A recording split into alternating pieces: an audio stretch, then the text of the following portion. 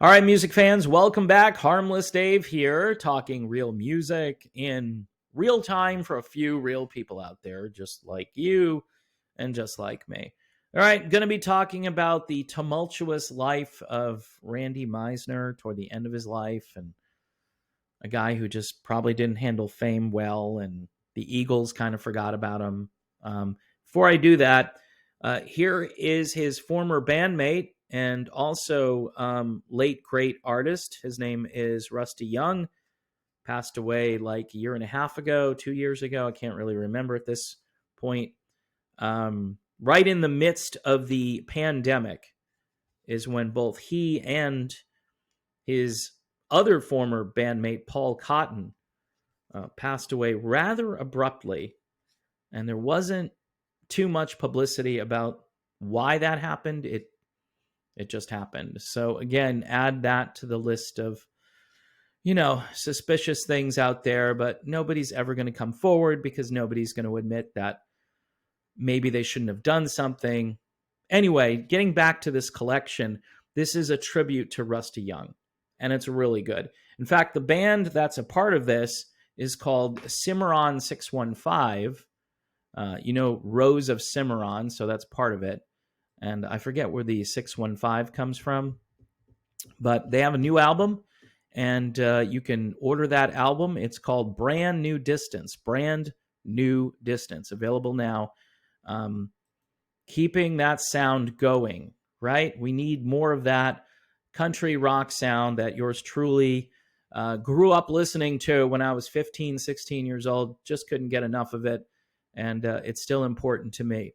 And you can hear legacy music like that over on modern retro radio. They're playing stuff that nobody else has the courage to play, because radio isn't going to be your friend if you want to hear music that sounds like Poco and the Eagles, like the continuation of it. You're just not going to hear that too much on mainstream stations. Randy Meisner, who was a part of both the Eagles and Poco, passed away yesterday at the age of 77 from COPD.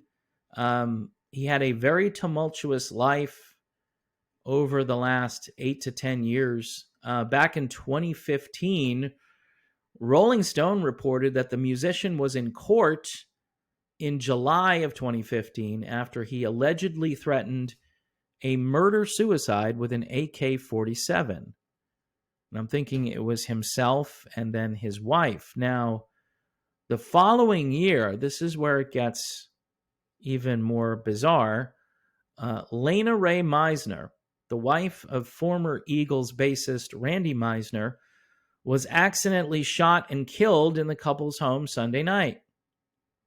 Now, this is a year after Randy Meisner was in court after he had allegedly threatened a murder-suicide. Now, why didn't anyone get Randy Meisner some help, some psychological help? We have mental health issues in this country and in this world that are out of control. So, according to the Los Angeles Police Department, Lena Meisner was tragically shot with a firearm that accidentally discharged. That's according to the police report.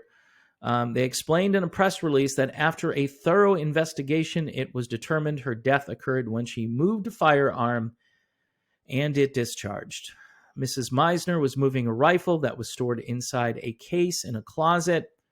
As she lifted the rifle in the case, another item within the case shifted and hit the trigger of the rifle, causing it to fire and fatally injure Mrs. Meisner.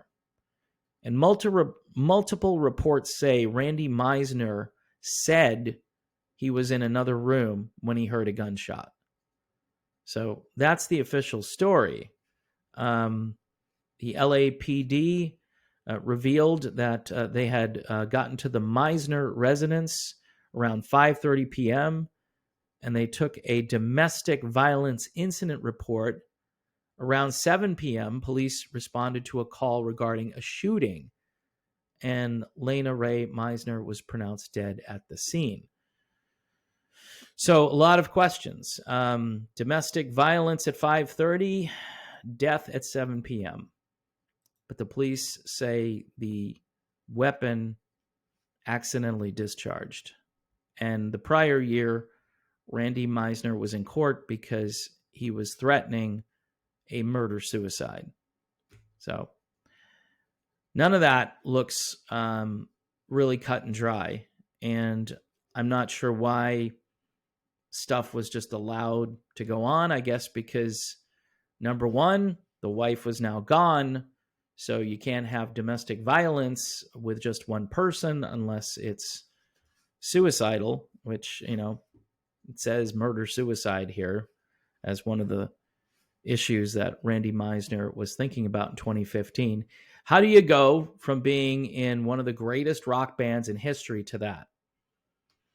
Well, the fame got to him in the 70s, and his life was a downward spiral, not a steady downward spiral, but certainly you can't be that on top of the world anymore when you're a solo artist or you're looking for work. I mean, the residual income from the Eagles should have been enough for Randy. He was on Hotel California, which is one of the greatest selling, if not the greatest selling individual albums of all time. Not counting greatest hits albums. I know the Eagles' greatest hits is a big deal. Thriller was a big deal for a while for Michael Jackson, but I'm thinking Hotel is doing much better. It's got longevity. I think the Michael Jackson thing is slowed down a bit. I'm sure it's still selling a lot, but not compared to Hotel. Or maybe I'm wrong. Maybe Thriller is more... I haven't kept up with this stuff, but Eagles' greatest hits, though, for sure.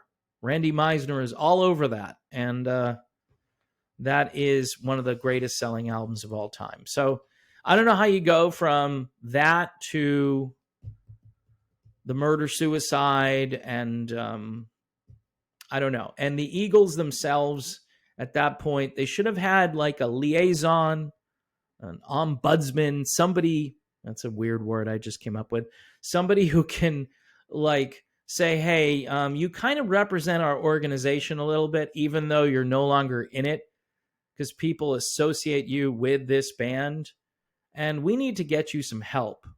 We don't want you going off the rails. It looks bad for us, too, because, the way things went down in the late 70s, where Randy had had enough of the craziness and just decided to leave. And Glenn Frey's like, fine. That was, I remember in the documentary, fine. You don't want to sing the song, just get out of here. And this is over a song that was very hard to sing. That was his signature song. Now, I'm not saying that, it's a big stretch to say, well, this issue is what caused all of his mental health issues, 40 years later. No, I don't think that was the case, but certainly it couldn't have helped the situation. And the fact that it seemed like they had kicked Randy to the curb and just kind of forgotten about him. He did appear with the band at the Rock and Roll Hall of Fame performance, and he looked good, he sounded good, but his physical appearance, you want to talk about rapid aging, I mean, really crazy compared to a lot of other rock stars you see where you can kind of identify them still. Yeah, I know Kevin Cronin is starting to look like Granny. Yeah, I get it, Steven Tyler. But you can still kind of say, hey, that's Steven Tyler. That's Kevin Cronin. I can kind of make those people out because they sort of resemble themselves from years ago. Randy Meisner just did not look anything like he used to. It's just crazy how quickly that happened and how radically different he looked. So I don't know if he was a substance abuser. I'm sure there are other articles about that, but it's just sad. It's a sad ending. It's a sad story that occurred prior to the ending. Glenn Frey obviously left the planet way too soon as well. And I think his stuff could be more medical malpractice. I think there's still a lawsuit out there. Whereas, you know, based on the pictures, it wasn't surprising when that news came out yesterday. It was not surprising to me, knowing what Randy was up to and what he had looked like, I don't know how many years ago. If you go find a picture of Randy Meisner from 2015, I mean, how much worse can you look in 2023, 8 years later? That must have been rough. I mean, I don't want to speculate that he could look any worse than that, but you've aged 8 years. It's just really rough. So in any event, people, check out Cimarron 615. Their new album is called Brand New Distance. Brand New Distance. It's available now. Go check it out. It's great music. All of this Poco stuff, all of the Eagles stuff. I mean, we need to keep the torch lit. We need to keep the tradition going. So again, here's the tribute album to Randy Meisner. Rusty Young. And you're going to definitely hear some of this music over on Modern Retro Radio. I mean, because nobody else has the courage to play it. So check out the radio station. Keep subscribing here. I need your help because it's shadow banned censorship. I don't know what it is. But I certainly need people to watch the videos. And I appreciate all you folks and the awesome patrons I have who are very generous and very nice people. Thank you so much. God bless you. And I will see you soon.